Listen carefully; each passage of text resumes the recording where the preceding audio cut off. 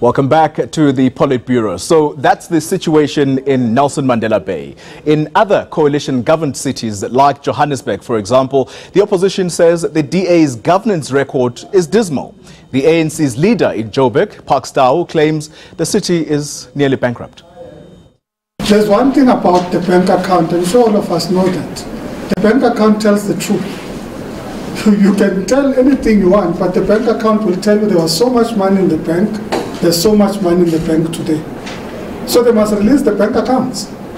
We can tell you that in those bank accounts, they've already gone and borrowed from the debt redemption fund. They've raided it. Well, I think it's actually quite laughable. We've just taken over this city about a year ago, and our city, the city has really clarified this matter, that how come anyone can ever say that we're running out of money. Our budget actually gets approved by National Treasury.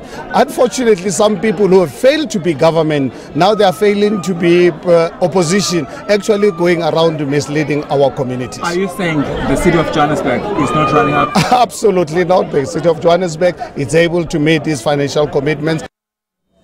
All right, gentlemen, let's come back. Prof. Lejan, what's your assessment of this DA-led coalition government in the various cities now amid claims of financial or possible bankruptcy, amid claims of purging of personnel, amid claims of the dismantling of programs that were put in place by the previous administration? What's been your assessment thus far?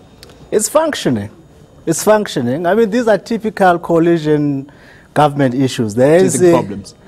Well, there are typical coalition issues because the ANC has to act as an opposition. And finally, the ANC seems to be understanding that. Because you don't have to react to Mashaba's statements, but you need to be proactive. In this case, Park Stau are doing quite well to be proactive, to highlight issues, to show weaknesses of the DA. The DA, it's not enough that you are the new guy in town, right? That you used to own salons and this and that. You are a sharp business person. You need to show that you understand what it means to govern.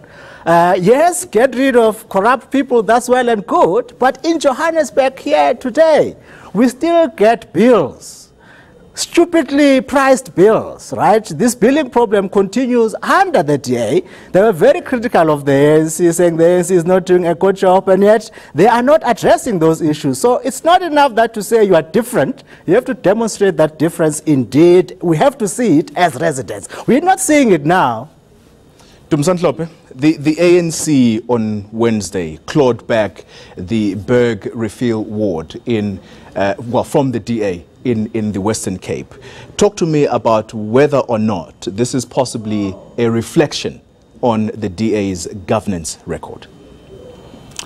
I wouldn't be so sure, but I think one of the critical factors that have emerged in places where the ANC has lost is that the bulk of its members did not turn up to vote. And in most cases where the DA is in a minority, you find that minorities actually turn up in bulks to vote. So I wouldn't say that is credit or it's a dismissal of how the DA has performed. But I think possibly the ANC this time around was able to drag more and more people into the voting station. Can I also add one point that on the Joburg one that Nlechana was talking about? I think what works for the ANC in jobs that they've managed to accept and capacitate themselves as an opposition. And they are playing that role. And one of the dominant factors is the fact that they have got Park Stau, who sits in various international local government or cities, association, and therefore they can't do what the City of Sun ANC is doing, of throwing chairs around and all of that, because there's no center, of authority there. So I think probably the seat of Joburg, which is the kind of the opposition quality that the ANC is mounting, you are likely to eventually to see a better performing metro. Prof. Lejan, final word on this matter. What's your assessment of the ANC in the opposition benches? How effective are they? Well, it was always going to be a challenge for the ANC because they've been governing for the last 20 years or so. becoming an opposition requires a certain level of energy. It also means that they have to keep their base energized. And ANC branches, most of the time they are dead. And especially, it's even worse if ANC is not in government to give patronage. So for them, it's a serious challenge to keep their interest in the ANC.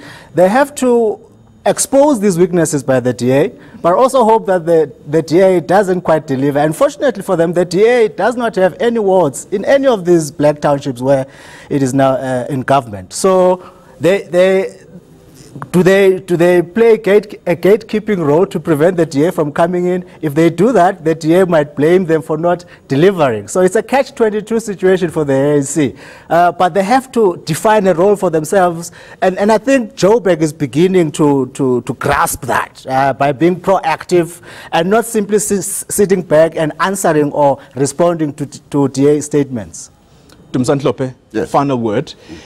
I want you to touch on, for me, given all the problems that we've spoken about that plague these DA-led coalition governments in the municipalities, what is the situation in the voters' mind?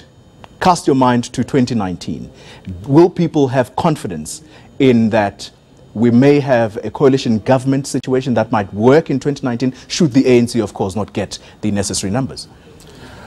Well, not necessarily. It will be difficult to get into the voters' mind, but I think the way that the situation is coming up right now, I am not convinced that a possibly DA-led coalition is likely to take over in 2019. I think the DA at this point in time has created some resentment among some of the key opposition partners by playing the big brother role, even in instances of coalition where the differences of strengths are actually very, very minimal. So this is a coalition that needs a bit more trade-offs rather than a sense of your Trump behavior, for example. It wouldn't win. So I think for me, they are going to this coalition is likely to drain its own support rather than the ANC getting more support. Very quickly, we're out of time. If voters don't want coalition governments, then they must vote for a majority party.